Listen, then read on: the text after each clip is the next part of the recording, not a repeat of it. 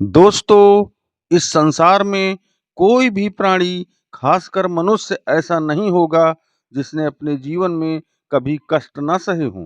पर कुछ लोग ऐसे भी थे जिन्हें कष्ट की अंतिम हद से भी आगे कष्ट दिया गया था। पर अपने स्वाभिमान से उन्होंने कोई समझौता नहीं किया। यही वो कारण है जो आज भी हम ऐसे अमर स्वाभिमानी शख्सियत को बड़े गर्व के साथ याद करते हैं।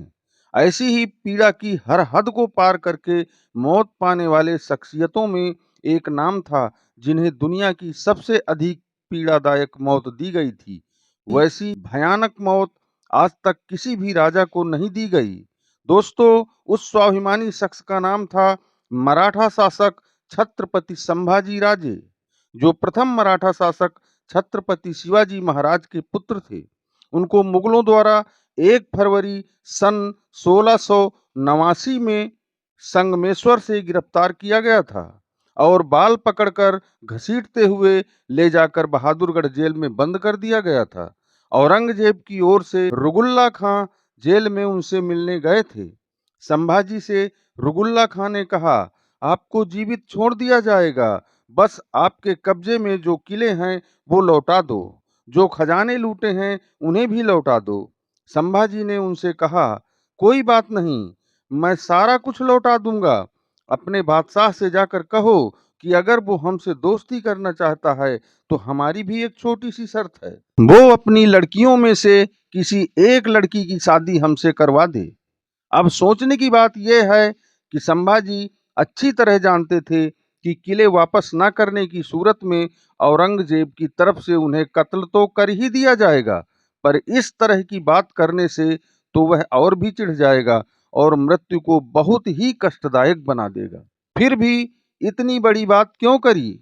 इसका क्या कारण था? और हुआ भी वही। उन्हें 15 दिन से अधिक जेल में रखा गया, बहुत तड़पाया गया, बड़े बड़े टार्चर किए गए, जीभ हाथों से खींच कर काट ली गई, उनके हाथ पैर और भी शरीर के कई अंगों को काट काट कर उनके आगे ही कुत्तों को खिलाया गया। उन्हें थोड़ा थोड़ा इसलिए काटा गया कि वो कई दिनों तक जीवित रहें, तुरंत न मरें। उन्हें 15 दिन से अधिक दिनों तक थोड़ा थोड़ा काट कर तड़पाया गया। बाद में उनकी आंखें निकाल ली गईं। ऐसी कौन सी बात ने उन्हें ठेस पहुंचाई थी कि उन्होंने ऐसी शर्त रख के औरंगजेब को चिढ़ा दिया था? इन सभी कारणों की चर्चा हम इस वीडियो में करेंगे। वीडियो को आप पूरा देखें। नमस्कार, जय हिंद दोस्तों। इस समय आप देख रहे हैं हमारा knowledgeable channel real great India और हम आपके लिए आज लेकर आए हैं छत्रपति संभाजी महाराज के साथ किया गया औरंगजेब द्वारा क्रूर अत्याचार। दोस्तों, अगर आप हमारा चैनल पहली बार देख रहे हैं तो प्लीज चैनल को सब्सक्राइब जरूर करें। तो चलिए अब हम कहानी को आगे बढ़ाते हैं। एक बार हम संभाजी राजे का परिचय जान लेते हैं। दोस्तों, वीडियो में बताई हुई कोई घटना हमारे द्वारा नहीं बताई गई। हमने स्टोरिया दो मोगोर नामक किताब, जो इटली के यात्री निकोलो मनुसी द्वारा लिखी गई है। मिस्टर निकोलो मनुसी औरंगजेब के शासन काल में ही भारत आया था और उसकी मृत्यु सन 1717 में मुगल बादशाह फार्रुखसियार के शासन काल में मद्रास में हुई थी, जो आज चेन्नई के नाम से जाना जाता है। स्टोरिया दो मोगोर किताब को बाद में मिस्टर विलियम इरविन द्वारा इंग्लिश में ट्रांसलेट किया गया था। हमने इस वीडियो को बनाने में इसी पुस्तक के सोर्स का इस्तेमाल किया है। कुछ यदुनाथ सरकार की किताब ए शॉर्ट हिस्ट्री ऑफ औरंगजेब के सोर्स से भी इस वीडियो को बनाने में मदद ली है। तो दोस्तों, संभाजी राजे का जन्म 14 मई सन 1657 को पुरंदर में हुआ था। पुरंदर, जो वर्तमान में महाराष्ट्र के पुणे में आता है। इनके पिता प्रथम मराठा शासक छत्रपति शिवाजी महाराज थे। इनकी माता का नाम साईबाई था। सन 1657 में जब इनका जन्म हुआ तब ये अफवाह फैली कि मुगल शासक शाहजहां बीमार है। उन्हीं दिनों में उनके पुत्रों दारा शिकोह, औरंगजेब, शुजा और मुराद में सत्ता के लिए तकरार होने लगी। जब मुगलों में आपस में ही संघर्ष चल रहा था, उस समय मराठों को अच्छा अवसर मिल गया था अपने राज्य का विस्तार करने का। उसका लाभ लेकर शिवाजी ने मराठा राज्य का विस्तार भी काफी कर लिया था। सन 1659 में जब ये 2 वर्ष के थे, तभी इनकी माता साईबाई का स्वर्गवास हो गया था। तो इनका पालन पोषण शिवाजी की माता जीजाबाई ने किया। जीजाबाई ने इन्हें हिंदी, संस्कृत, उर्दू, पुर्तगाली, अंग्रेजी और मराठी कई भाषाओं का अच्छा ज्ञान कराया। इन्होंने संस्कृत में बुद्ध भूषण, हिंदी में नक्श शिखा जैसी कई और रचनाएं भी लिखी। जब ये 8 वर्ष के हुए तो उस समय के काल में बड़ी उथल-पुथल हुई। शिवाजी महाराज के द्वारा मुगलों का जीना हराम कर दिया गया। सन 1663 में शिवाजी के द्वारा थोड़े से सैनिकों के साथ लाल महल के मुगल हरम में घुसकर औरंगजेब के मामा शाइस्ता खां को परास्त करके उसके हाथ की उंगलियां काट ली गई थीं। औरंगजेब अपने मामा शाइस्ता खां से खिन्न होकर बड़ी बेइज्जती के साथ लाल महल से कहीं और ट्रांसफर कर दिया था और आमेर के शासक मिर्जा राजा जय सिंह को मराठों के खिलाफ सैन्य अभियान चलाने के लिए भेजा गया था। और उसी अभियान के तहत 11 जून सन 1665 में मुगलों की ओर से राजा जय सिंह, मराठों की ओर से शिवाजी महाराज के बीच पुरंदर की संधि हुई थी। हमने पहले बताया है कि संभाजी की उम्र उस समय 8 वर्ष ही थी और ये सारी उथल-पुथल देख रहे थे। ये सारी घटनाएं उन पर बहुत असर कर गईं। उनके मस्तिष्क में ऐसे परिवेश की एक छाप अंकित हो गई। इस संधि में मुगलों की ओर से कुछ शर्तें रखी गई, जैसे 35 में से 23 दुर्ग और मराठों की 40 लाख आय वाले परगने मुगलों को दे दिए जाएं तथा संभाजी राजे को 5000 का मनसबदार बनाया जाएगा तथा उन्हें मुगलिया दरबार में हाजिर होना पड़ेगा। शिवाजी महाराज मुगल दरबार से मुक्त रहेंगे। लेकिन कभी-कभी आकस्मिक सेवा के लिए शिवाजी को भी मुगलिया दरबार में आना पड़ेगा। सन 1666 में शिवाजी को मुगलिया दरबार में आगरा जाना पड़ा था। उनके साथ 9 वर्ष के बालक संभाजी को भी घोड़े पर बैठकर 1300 किलोमीटर का लंबा सफर करना पड़ा था।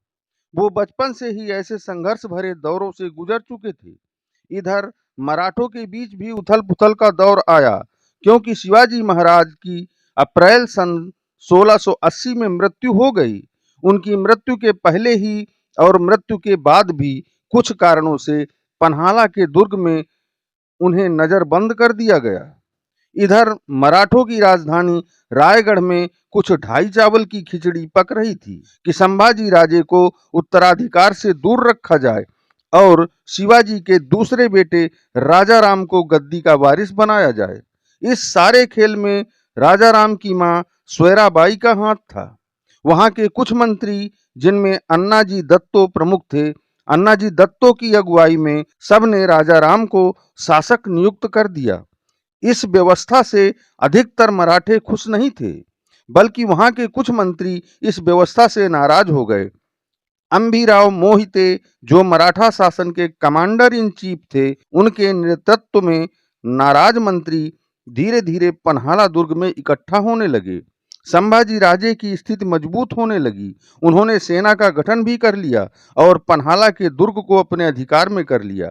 फिर अंबीराव मोहिते के द्वारा अन्नाजी दत्तो और कुछ मंत्रियों को गिरफ्तार करके लाया गया और सबको जेल में डाल दिया गया। लेकिन बाद में उदारता दिखाते हुए अन्नाजी दत्तो को रिहा करके सन 1680 में ही अपना अकाउंटेंट बना लिया। मगर अन्नाजी दत्तो फिर से षड्यंत्र करते रंगे हाथों पाए गए। वो संभाजी राजे के भोजन में जहर मिला रहे थे। इस बार उन्हें पकड़कर हाथियों के पैरों तले कुचलवाकर मार डाला गया। पन्हाला के दुर्ग में एकत्रित 20,000 सेना लेकर संभाजी राजे रायगढ़ की ओर रवाना हो गए। 18 जून सन 1680 में संभाजी ने राजधानी रायगढ़ में प्रवेश किया। दोस्तों, वहां उनका विरोध करने वाला कोई था ही नहीं। जो थे वो पहले ही जेल में डाल दिए गए थे। बचे राजा राम जी, तो वो सिर्फ 10 वर्ष के बालक थे और उनके छोटे भाई भी। उन्हें तो शासक बना दिया गया था, अतः उन्हें दोषी न मानते हुए उनके साथ कोई कार्यवाही नहीं की गई। 20 जुलाई 1680 को संभाजी राजे गद्दी पर बैठे। 16 जनवरी 1681 के दिन पूर्णतया राज्याभिषेक द्वारा छत्रपति संभाजी राजे को मराठा शासक बनाया गया। अब इन्होंने अपने पिता शिवाजी के द्वारा चलाए अभियानों को आगे बढ़ाना चालू किया। गोवा में पुर्तगालियों पर आक्रमण किया, मैसूर को भी प्राप्त करने का प्रयास किया। सन 1684 में अंग्रेजों से संधि की तथा सन 1687 में मुगलों से महाबलेश्वर वेस्टर्न घाट में युद्ध हुआ। उस समय वहां बहुत ही घना जंगल रहा करता था। तमाम छोटे बड़े नाले और टीलों से वह क्षेत्र भरा पड़ा था। उस युद्ध में मुगल सेना बुरी तरह परास्त हो गई।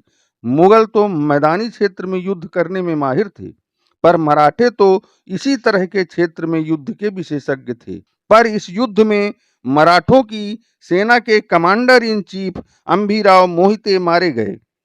यहीं से इनके खिलाफ जालसाजी का सिलसिला ही चल पड़ा और इस जालसाजी के प्रमुख थे संभाजी राजे के साले गणोजीराव शिर्के, जो इनकी पत्नी के भाई थे, और गणोजीराव शिर्के द्वारा ही संभाजी राजे को मुगलों ने गिरफ्तार किया था। तो दोस्तों, संभाजी राजे को पकड़ना कैसे संभव हुआ, आइए हम थोड़ा सा उसे भी जान लेते हैं।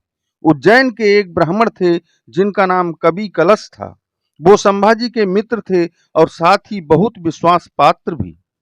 साथ में वो एक अच्छे सलाहकार भी थे।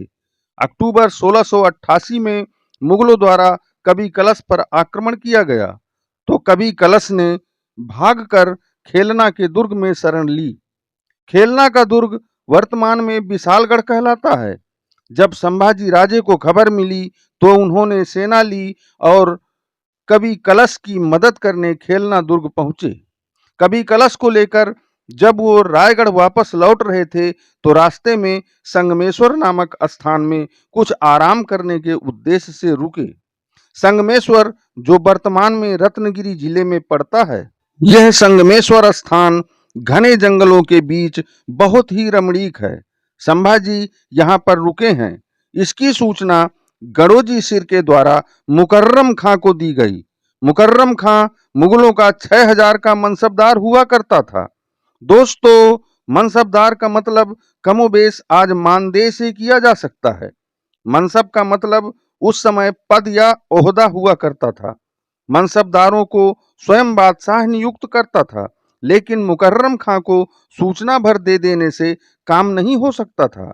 जरूर कवि कलश पर आक्रमण से लेकर मुकर्रम खां को सूचना देने तक मुगलों की गहरी साजिश थी। यह वारदात एक बहुत ही सोची समझी रणनीति थी, क्योंकि संभाजी के पास एक बड़ी सेना थी, पर कोई न कोई भेदिया इनके साथ और भी छुपा हुआ था, जो संभाजी का बहुत ही भरोसे का व्यक्ति रहा होगा, क्योंकि यह रणनीति बहुत बारीकी से बनाई गई थी। मुकर्रम खां उनका कुछ भी नहीं बिगाड़ पाता, पर पता नहीं इतनी चूक संभाजी से किसकी सलाह पर हुई, जो उन्होंने अपने चंद लोगों को ही अपने साथ संगमेश्वर में रोककर बाकी सारी सेना को रायगढ़ रवाना कर दिया था। वह सलाह देने वाला उनका कोई खास व्यक्ति ही रहा होगा, जो मुगलों और गणोजी शिर्के से मिला रहा। खैर, कुछ बातें तो अब सिर्फ ईश्वर ही जान सकता है। सूचना पाकर मुकर्रम खां सैनिक लेकर संगमेश्वर को घेर लिया, पर घने जंगल और दुर्गम रास्ते होने के कारण सिर्फ 500 सैनिक ही संगमेश्वर तक पहुंच पाए। संभाजी साजिश के चलते सेना विहीन थे, अतः संभाजी सिर्फ 500 सैनिकों का घेरा नहीं तोड़ पाए। कहा जाता है कि कवि कलश के कंधे में तीर लग जाने से वो भी पकड़ लिए गए। संभाजी को भी पकड़ लिया गया। उनके साथ करीब 25 मंत्री और उनकी पत्नियां थीं, वो सारे पकड़े गए। संभाजी को बाल पकड़कर घसीटते हुए वहां से ले जाया गया। औरंगजेब को बस इसी सूचना का इंतजार था, क्योंकि संभाजी को पकड़ा जा सकता है इस बात की उसे उम्मीद ही नहीं थी। 1 फरवरी सन 1689 को संभाजी को पकड़ा गया और 15 फरवरी सन 1689 को इन्हें बहादुरगढ़ के किले में ले जाया गया, जो किला वर्तमान में अहमदनगर में पड़ता है। औरंगजेब का दरबार उस समय बहादुरगढ़ के उसी किले में लगा करता था। इन्हें किले से 6 किलोमीटर पहले ही सर पे जोकड़ों की टोपी पहनाई गई, जोकड़ों के कपड़े पहनाए गए, हाथ पैर में घंटियां बांध दी गईं और ऊंट के ऊपर बैठाकर बांध दिया गया कि जब ऊंट चले तो इनके हाथ पैर में बंधी घंटियां बजें। साथ में ऊंट के पीछे पीछे ढोल नगाड़े बजाते हुए ले गए। मार्ग में लोग कतार बनाकर तमाशा देख देख कर तालियां बजाकर पूरा एंजॉय कर रहे थे। एक सम्मानित राजा छत्रपति मराठा शासक की इस प्रकार घोर बेइज्जती, आप ही सोचिए क्या गुजरी होगी इन क्षणों में संभाजी राजे महाराज के दिल पर। उनका स्वाभिमान तो तार तार हो गया। औरंगजेब ने इतने बड़े गौरवशाली छत्रपति राजा को जोकर बनाकर जनता के आगे तमाशा बना दिया। दोस्तों, यही वो कारण था जब संभाजी ने ये बात कही थी कि औरंगजेब अपनी एक लड़की की शादी हमसे करवा दे, बदले में सब कुछ ले ले। उन्हें दरबार में पेश किया गया। एक नामुमकिन कामयाबी मिलने पर औरंगजेब सिंहासन से उतरकर घुटनों के बल बैठ के अल्लाह का शुक्रिया अदा किया और संभाजी राजे को जेल में डाल दिया। वीडियो की शुरुआत में हम आपको संभाजी और रुगुल्ला खां की जेल में मुलाकात का वाकया बता चुके हैं।